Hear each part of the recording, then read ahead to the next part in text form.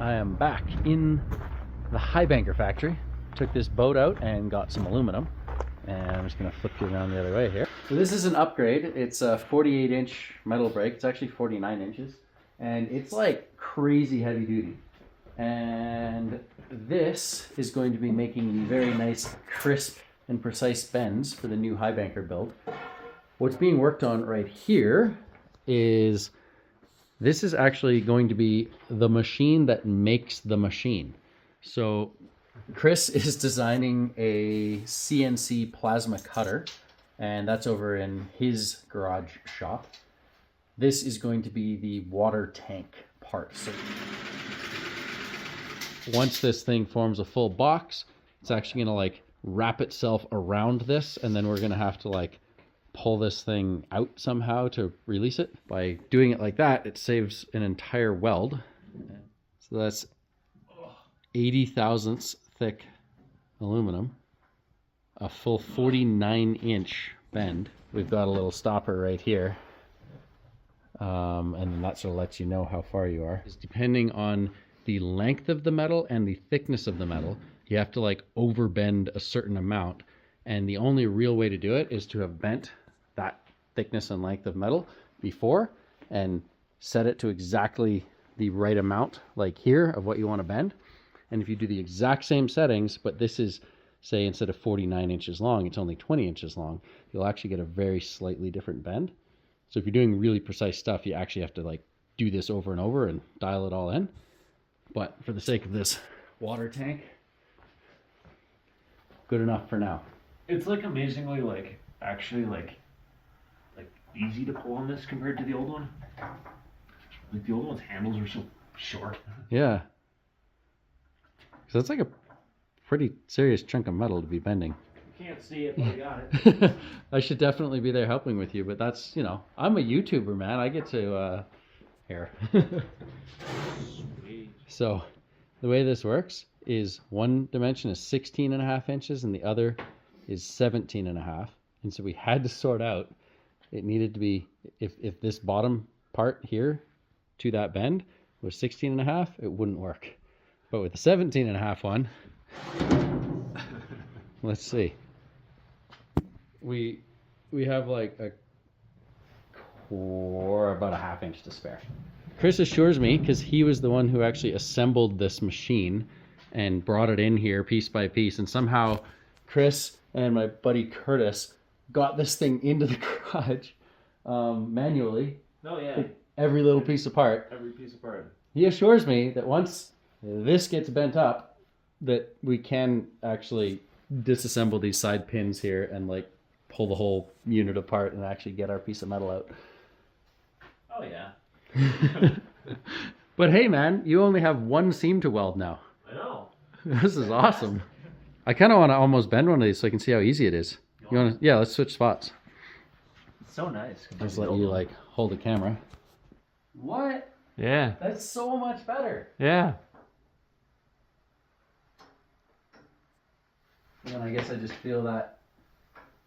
Oh, you can totally feel when the end hits. Oh yeah. Like there's no side to side flex. No, it's good. Dark outside now, and we did end up actually having to pull all of these fingers off. They weigh a lot. Once we removed all the fingers from inside the thing, then we were able to actually lift this thing off, set it on the ground, shimmy it out, and the end result, these corners are just like really nice and crisp, like just beautiful. Well on our way to actually having a Highbanker factory at this point, right Chris? Yes.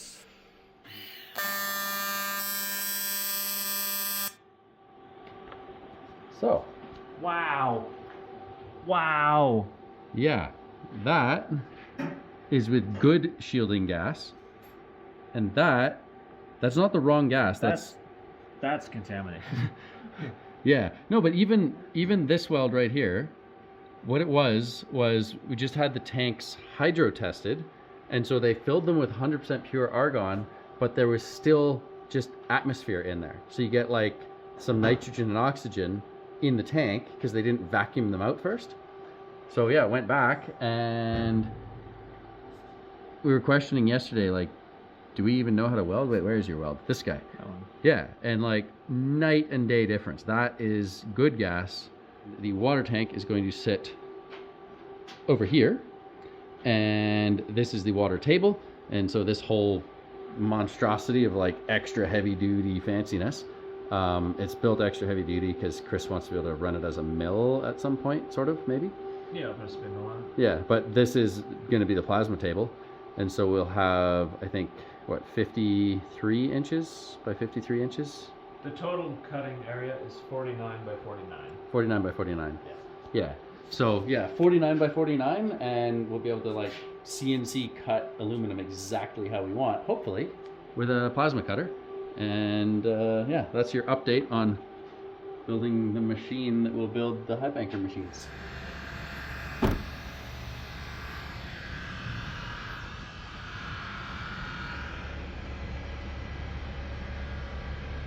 What else? And then some round bar.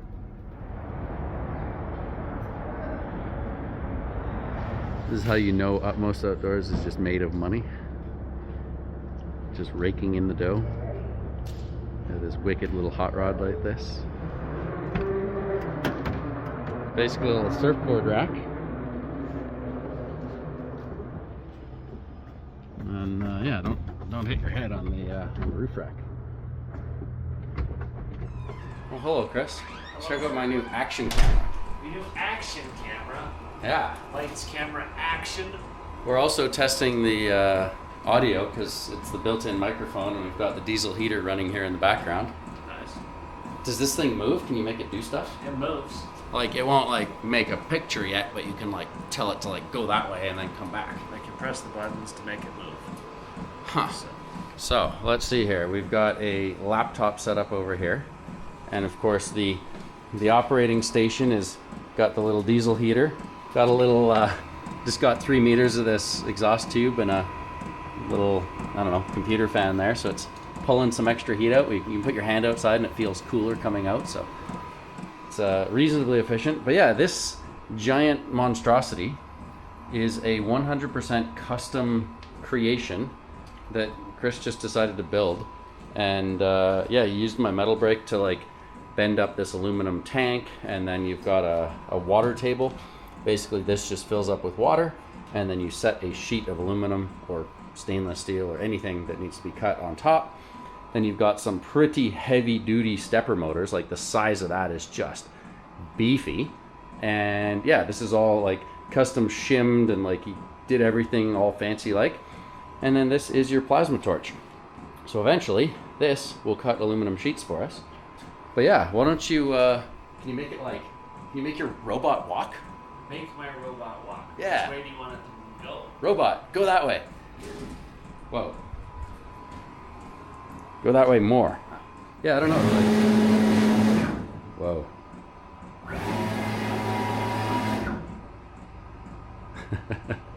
Dance, robot, dance. All hail our robot overlords.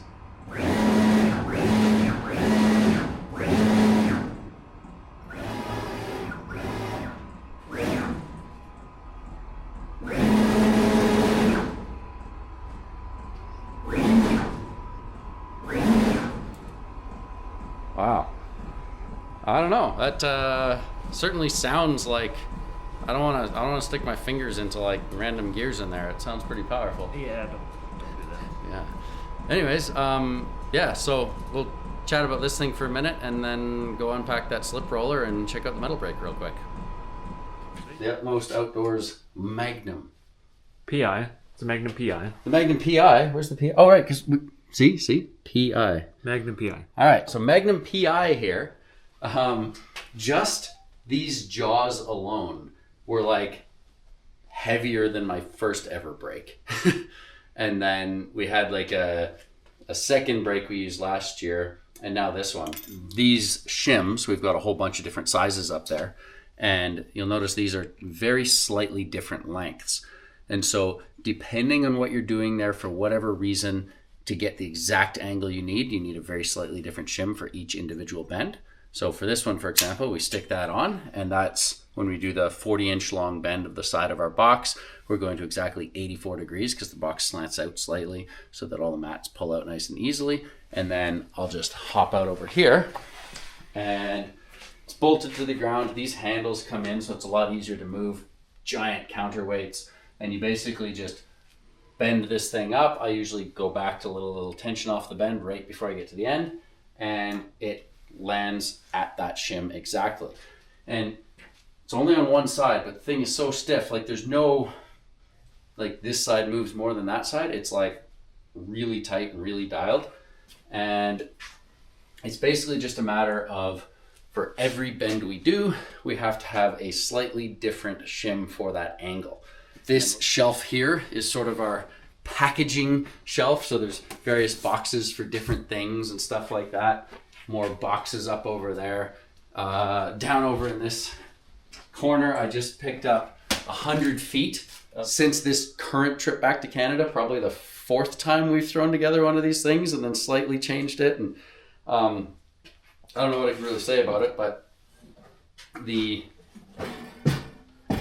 box here, this is a vertical side, comes in at a 45, so like the one tray fits inside the other.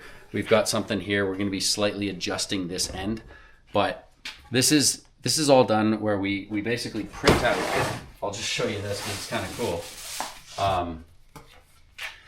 We print this out on a printer, 8x10 sheets of paper that are like taped together and trace that out onto a piece of aluminum, because instead of using a plasma cutter to do it, we'll just print it and then trace it. And this is for prototyping while the plasma cutter is getting built. And just with that, it's actually been really precise, just the way everything fits together.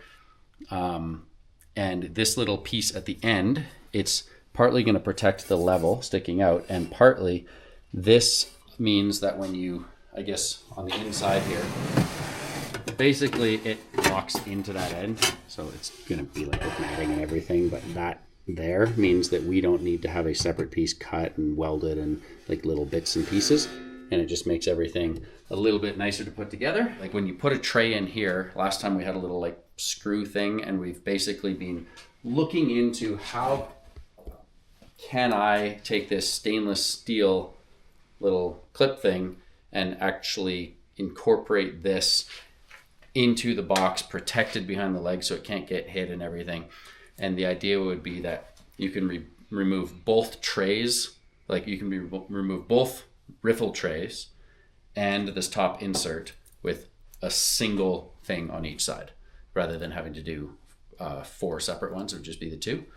And there's a bit more stuff happening in the rest of it. So it's the same box, the same general philosophy. The length, it's like, should it be an inch longer or an inch shorter? You could spend forever trying to figure that out, but should it be 2 feet longer? Obviously not. Should it be 2 feet shorter? Obviously not.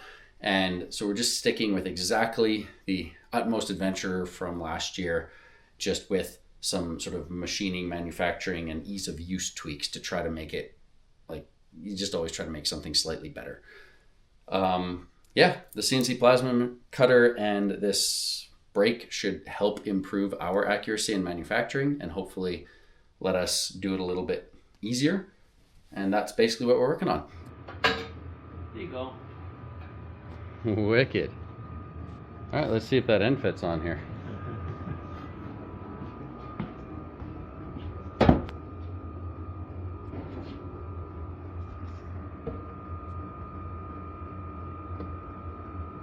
Guess we gotta just file those corners around, right? Well, minor imprecisions can be dealt with the CNC, but as a test of concept, that is very nice. I haven't been taking a ton of time to like make these videos because I don't know, I just remember like 3 straight weeks of trying something, adjusting, moving back to the drawing board, trying again. And this thing's going to be right dialed in and a really, really nice unit, but it's just going to take a little bit more time. So over the next week, I fly out of here pretty soon here.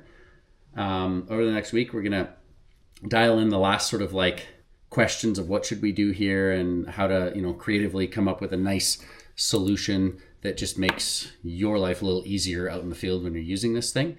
And then Chris can tune in his fancy little robot, and we'll have some nice, precisely made, I guess, yeah, as far as it can be a made in Canada thing. It's in 2 garages in Calgary, Alberta. And yeah, it's going to work well. So hopefully we can get a little bit of like a more completed prototype so we can show you sort of like what we've been talking about over this last little while before I fly out to Australia. And then when Chris gets the factory up and running, he can upload a couple clips to me, and we'll sort of go over everything and get this up on the website for sale. So you've got your wireless mouse in your hand. Yeah. This is like just the manual test part where it's like, let's sort of roughly figure this out and experiment, and then eventually he's going to get everything dialed in. Part of this is in Fusion 360, part of this is in this program, and I guess he's got to pretty much learn how JavaScript works now in order to basically tell his robot how to do things. So this is attempt 2 since I've been here. Let's see if the plasma cutter down there will cut something in here. All right, I'm ready. Ready? Yep. Nope. Whoa.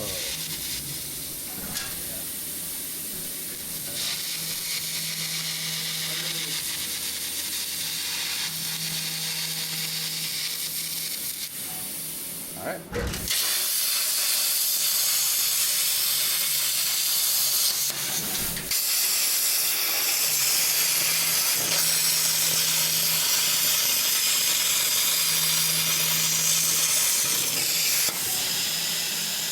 So it's fairly too low. But like, that's, yeah, very bad compared. Well, whatever you managed to do for like this cut, like that looks like really smooth, the one. Yeah. So, I don't know. So I guess it's just a matter of like, you said there's a setting where like it senses the height. Yeah. And then as it's moving, based on like the arc distance, it can tell whether it needs to go up or down to actually follow the warped sheet. Yeah. And I guess that's probably part of like 10,000 other things that you have to sort of dial in. Yeah. So just getting the height right. Yeah. Like it's better. Like it's straight. It's got dross on it. Okay. So what size is it supposed to be? It's supposed to be 1.5 inches by 1.5 inches. And then the center hole is supposed to be 3/4, but you can see how that went. Oh yeah. Oh, I guess yeah. That's where you grabbed it by hand and moved it. 1.493. Yeah. So that's just like super minor, like, and you can just computer adjust based on how thick the kerf is, and like once you get it totally set up. That's 1.502. I'd say for like one of the very first cuts that you've ever made with this machine, that you're doing pretty good there, Chris. Yeah. Ha. Well, there you go. It's like almost a factory. Almost. Almost. Between the 2 garages, it'll be a Highbanker factory soon enough. Soon enough. Yeah. Yeah. Just be patient. Give us like 3 months to dial everything in. Yeah. Yeah. Cool. That's pretty exciting. That's 8/1000ths of an inch. Yeah. And that's how far you were off on one of the very first cuts that you ever made with the machine. Yeah. So for fabricating a Highbanker, the level of precision compared to us using hand tools and files and jigsaws, like, and obviously we'll get prettier cuts in time. Yeah. But yeah, no, this thing is, and it looks like it cuts really fast too. It does, yeah. Like, I was expecting it to just like, you know, trundle along nice and slow, but like this is actually gonna really help the production side of things once it's adjusted to make some awesome, like, the end user will have a very precisely built Highbanker as a result of this. So eventually this is going to get filled with water. He's just doing the tests right now. But this air system, so he's got like the air line that runs across the top of the garage there. And this is a custom like air dryer he's actually set up here. So there's a little heat exchanger in here, and the air coming out of here actually goes and like gets cooled and dried, and then there's like an air dryer there, and another air dryer here. And yeah, so he's actually got some like extra dry air to make the whole system run. And I guess the issue now is getting the code to like talk to the machine properly to get the height just right so that it'll actually start. And there's a whole procedure for like what height you're supposed to start at, and then how long you have to stay there to like pierce through, and then you like go and start like cutting your shape. So I imagine this is just going to be a really big process where it's like, you know, it's an entirely custom built machine and he's figuring all of this stuff out from scratch, which is quite impressive to me. But basically, if you can make like shapes get cut with the thing, and this is like the first attempt, then yeah, this is pretty impressive. Well, Chris, I'm heading to my garage to drop off those boxes. Best of luck to you, sir. Thank you. All right, we're saying goodbye to the Canadian manufacturing department. And yeah, I gotta get packed up for my flight.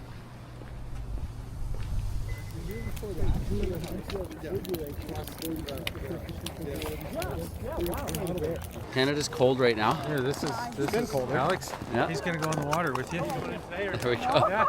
So yeah, I think it's about minus 15 Celsius before wind chill, maybe a little worse than minus 20. And basically we'll have a quick peek at the water here. I did it. You got your icy edge. And I guess this stuff can get a little cutty. It can hurt a little bit, but hopefully we can find a little patch here. You notice there's ice forming on the bottom of the river. It's this weird phenomenon where like even though ice floats, it can actually form when it connects to rocks. So this is as cold as water gets, and it's got current, so there's no like thermal bubble around you. The water in Australia is a little bit warmer. But yeah, obviously the only sane thing to do since I'm here is of course to go for a swim. There we go. All right. Oh. Yeah? She's a solid ledge?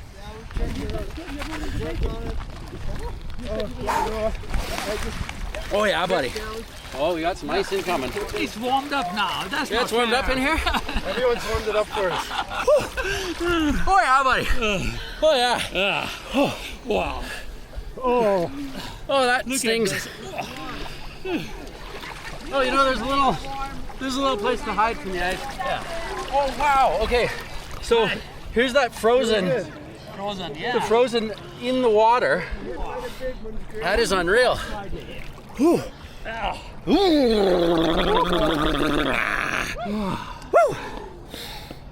All right. Well, ladies and gentlemen. You want to die? Woo. Oh gosh. Oh, she cuts a little bit. Basically, I'm in Calgary, Alberta, here in February. No, January. I'm not fully lucid to be able to do a monologue to camera at the moment, but we are here in Calgary, Alberta in January. I'm about to hop on an airplane to Australia, where the water will be slightly warmer. So this is our scene right here. We've got a beautiful, beautiful group of people out here today, Bowness Park, having a little swim. And I'm gonna try to dodge a little bit of the ice we got coming in here.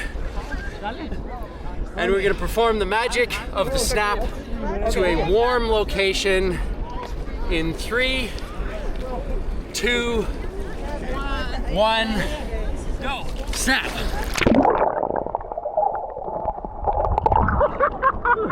It didn't work the first time. It didn't work. Snap with me this time. I gotta get to Australia quick. Ready? 1, 2, 3, snap! Oh, it's so freezing. It's so freezing. Wait a minute. It's not cold at all. No. What happened? Oh. Right. Guess we made it to Australia.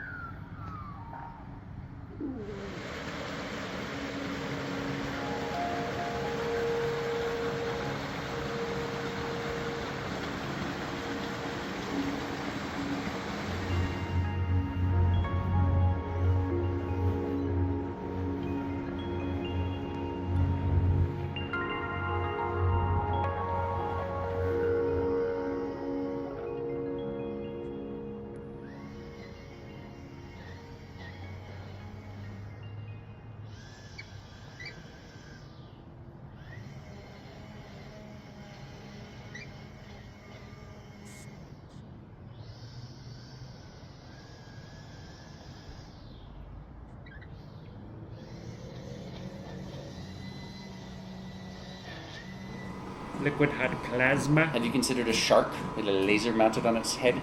No. Oh, that's probably a good thing. You haven't been pursuing that, or I would probably just take the laser and put it onto here because the shark is pretty inaccurate.